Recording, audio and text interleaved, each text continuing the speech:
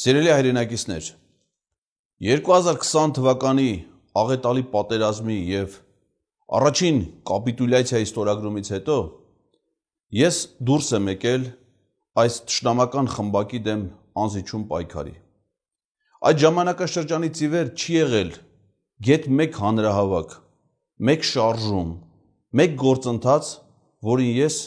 ամբողջությամբ նվիրված և մասնակից եղած չլինեմ։ Անգամ ինքս եմ երբեմն նախաձեռնել շարժումներ, գործընթացներ, հանրահավաքներ, փորձելով սեփական ջանքերով հասնել որոշակի հաջողությունների։ Առայժմ մեզ դա չի հաջողվել։ Առայժմ չի հաջողվել այս թշնամական խմբակին հեռացնել իշխանությունից և խափանել նրանց մահաբեր, կործանարար ընթացքը։ Մինչև հիմա չի հաջողվել, բայց կարծես թե կա մի հույս, կա մի հնարավորություն, կա մի շանս, որը մենք բաց թողնել չենք կարող։ Ես որոշում եմ կայացրել իմ համեստ կարողություններով մասնակցել ուժեղ առաջնորդի, ուժեղ թիմի նախաձեռնած մի գաղափարին, որը միտված է կերտելու ուժեղ Հայաստան։ Ես որևէ պայմանավորվածություն, որևէ նախապայման և որևէ այլ խնդիր իմ առջև չեմ դրել, քան օգտակար լինել ուժեղ Հայաստան ստեղծելու գաղափարին։ Սամվել Կարապետյանը կարիք չունի և անհրաժեշտություն չունի ինձ հիմնավորել, որ ինքը կարող է իր ողջ կարողություններով, իր ողջ նվիրումով և մտածողությամբ ծառայել մեր պետությանը և ժողովրդին։ Նա վաղուց է ցույց տվել, որ կարող է ոչնչից ստեղծել մեծ բարիքներ։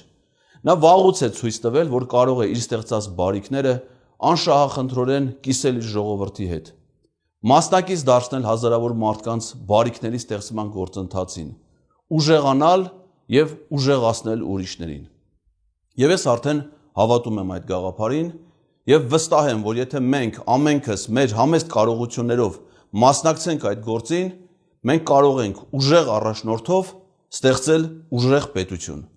Եվ ես կայացրել եմ այդ որոշումը ինձ համար,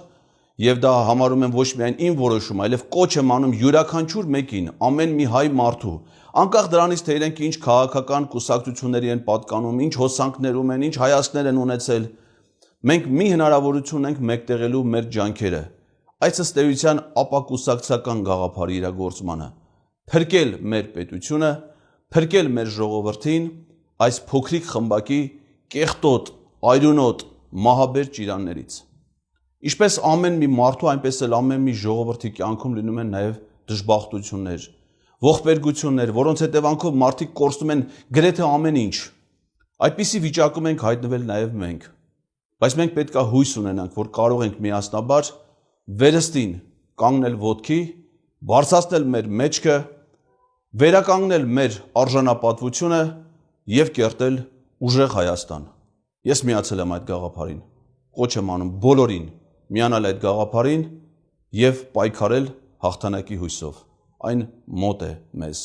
մնում է մենք տիրանանք դրան, հեռացնելով այս թշնամական խմբակին և վերականգնելով մեր ժողովրդի իրական ուժեղ իշխանությունը։ Ուժեղ Հայաստան, ազատ ու հզոր